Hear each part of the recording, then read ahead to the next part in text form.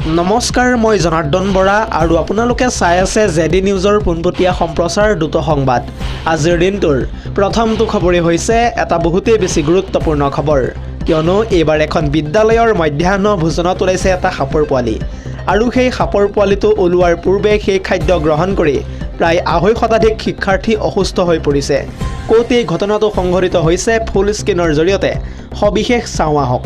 পুনৰ জনাইছোঁ, সাপ ওলোৱা পাত্ৰত খাদ্য গ্ৰহণ কৰি অসুস্থ হৈ পৰিল ইজনৰ পিছত সিজন স্কুলীয়া ছাত্ৰ। অসুস্থ হৈ পৰিল এখন বিদ্যালয়ৰ প্ৰায় 165 গৰাকী ছাত্ৰ ছাত্ৰী। এতিয়া সকলোৰে মুখত মাত্ৰ এটাই প্ৰশ্ন, সেই খাদ্য ভোজন নে বৰবিহ? মধ্যাহ্ন ভোজন ৰন্ধা পাত্ৰত কেনেকৈ ওলাল সাপৰ পোৱালি? এটা ডাঙৰ প্ৰশ্ন এই মুহূৰ্তত উত্থাপিত হৈছে। সাপ ওলোৱা পাত্ৰত খাদ্য গ্ৰহণ কৰি অসুস্থ হৈ পৰিল ইজনৰ পাছত সিজন ছাত্ৰ আৰু সেই খাদ্য খোৱাৰ পাছতে প্ৰথমতে বমি আৰু পেটৰ বিষত ভুগিবলৈ আৰম্ভ কৰে সেই ছাত্ৰ ছাত্ৰীসকলে। জানিব পৰা মতে বিহাৰৰ চাহৰছা জিলাৰ এখন চৰকাৰী বিদ্যালয়ত সংঘটিত হৈছে এই ভয়ংকৰ ঘটনা। জানিব পৰা মতে মহিষী ব্লকৰ বালুৱাহাৰ চৰকাৰী মধ্য বিদ্যালয়ত সংঘটিত হৈছে এই ভয়ংকৰ ঘটনাটো আৰু সেই ঘটনাটো সংঘটিত হোৱাৰ পাছতেই ইতিমধ্যে আটাইকে ভৰ্তি কৰোৱা হৈছে এখন স্থানীয় চিকিৎসালয়ত। পৰৱৰ্তী খবৰটো হৈছে আন এটা বহুতেই বেছি গুৰুত্বপূৰ্ণ খবৰ, কিয়নো কেইটিমান মুহূৰ্তৰ পূৰ্বে মুখ্যমন্ত্ৰী হিমন্ত বিশ্ব শৰ্মাই অৰুণোদয় আঁচনিক লৈ কেইবাটাও গুৰুত্বপূৰ্ণ মন্তব্য কৰিছে। মুখ্যমন্ত্ৰীগৰাকীয়ে এই সন্দৰ্ভত কি কৈছে ফুল স্ক্ৰীনৰ জৰিয়তে সবিশেষ চাওঁ আহক। পুনৰ জনাইছোঁ, আহি থকা 12 মে'ৰ পাছতে ৰাজ্যৰ মহিলাসকললৈ আহিব এটা ভাল খবৰ। 3000 টকালৈ বৃদ্ধি হ'ব এইবাৰ যিহেতু অৰুণোদয়ৰ ধন। এটা পৰিয়ালৰ প্ৰায় 2জনকৈ লোকে লাভ কৰিব এতিয়াৰে পৰা অৰুণোদয় আঁচনিৰ সুবিধা। নতুন পদ্ধতিত এইবাৰ সকলোকে দিয়া হ'ব অৰুণোদয়ৰ ধন।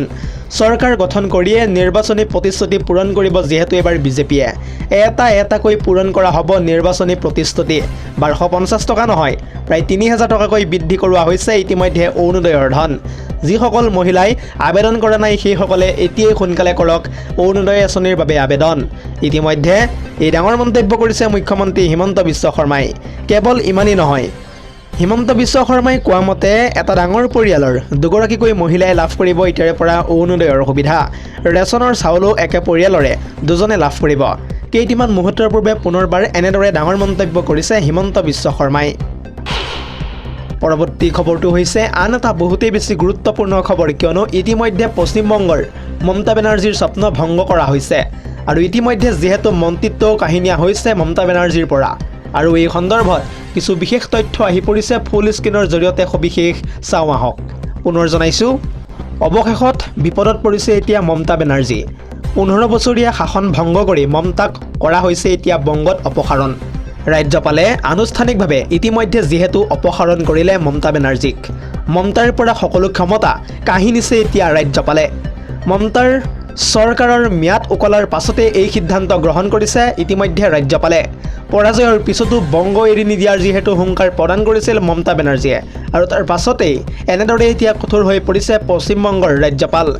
দেশৰ ৰাজনীতিত নোহোৱা নোপোজা এটা আজব ঘটনা সংঘটিত হৈছে এইবাৰ পশ্চিমবংগত। বিধিগত ক্ষমতা আৰু মৰ্যাদা হেৰুৱাই পেলাইছে এতিয়া মমতাৰ মন্ত্ৰীসভাই। নাচুৰবান্দা মমতাক লৈ বংগৰ ৰাজ্যপালে ইতিমধ্যে গ্ৰহণ কৰিছে ডাঙৰ সিদ্ধান্ত।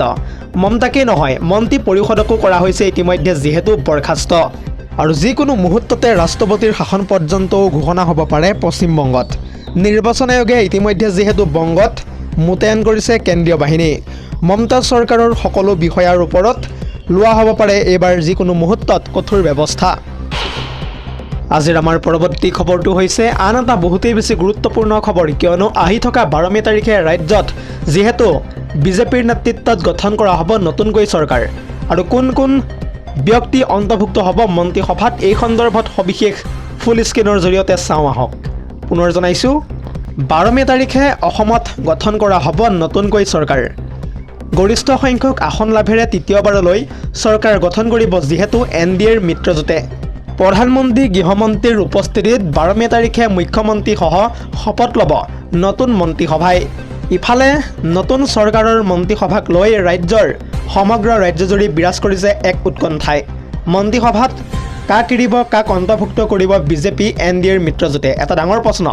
এইবাৰৰ মন্ত্ৰীসভাত কেইবাখনো নতুন মুখে প্ৰাধান্য পোৱাৰ পূৰ্ণ সম্ভাৱনা আছে।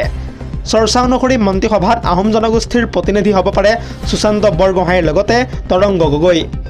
ইয়াৰ উপৰিও মন্ত্ৰীসভাত অন্তৰ্ভুক্তিৰ চৰ্চাত আছে যোৰহাটৰ বিধায়ক হিতেন্দ্ৰনাথ গোস্বামীৰ নাম। ইয়াৰ উপৰিও চৰ্চাত আছে কাৰ্বি আংলঙৰ ৰংখাং সমষ্টিৰ নৱনিৰ্বাচিত বিধায়ক মুখ্যমন্ত্ৰীৰ ঘনিষ্ঠ তুলিৰাম ৰংহাঙৰ নামো। ইয়াৰ উপৰিও মন্ত্ৰীসভাত নাম আছে অগপ BPFৰ পৰা এজন বা দুজনকৈ প্ৰতিনিধি অন্তৰ্ভুক্ত হোৱাৰো পূৰ্ণ সম্ভাৱনা। ইয়াৰ লগতে চাহ জনগোষ্ঠীৰ পৰা ৰূপেশ গোৱালাক মন্ত্ৰীসভাত অন্তৰ্ভুক্তিৰ বাবে হেঁচা প্ৰদান কৰিছে চাহ মজদুৰ সংঘই। লগতে এইবাৰৰ মন্ত্ৰীসভাত কোচ ৰাজবংশীৰ বিধায়কক অন্তৰ্ভুক্তিৰ বাবে দাবী উত্থাপিত কৰিছে জনগোষ্ঠীটোৰ জনতাই। ইফালে অধ্যক্ষৰ আসনৰ বাবেও চৰ্চাত আছে হিতেন্দ্ৰনাথ গোস্বামী, ৰঞ্জিত দাস, চন্দ্ৰমোহন পাটোৱাৰী আৰু অজন্তা নেওগৰ নাম। আজিৰ আমাৰ পৰৱৰ্তী খবৰটো হৈছে আন এটা বহুতেই বেছি গুৰুত্বপূৰ্ণ খবৰ, কিয়নো এইবাৰ সকলোৱে লাভ কৰিব ভূমিৰ পটা। 2003ৰ 10 ফেব্ৰুৱাৰীৰ চুক্তি লৈ যিসকল BTCত আছে সকলোৱে লাভ কৰিব এইবাৰ হাগ্ৰামা মহিলাৰীৰ নেতৃত্বত ভূমিৰ পটা। কেৱল ইমানেই নহয়, সংখ্যালঘু লোককো দিয়া হ'ব এইবাৰ ভূমিৰ অধিকাৰ। BTCৰ মুৰব্বী তথা হাগ্ৰামা মহিলাৰীয়ে কেইটিমান মুহূৰ্তৰ পূৰ্বে কৰিছে এই ডাঙৰ ঘোষণা। News desk report, ZD news.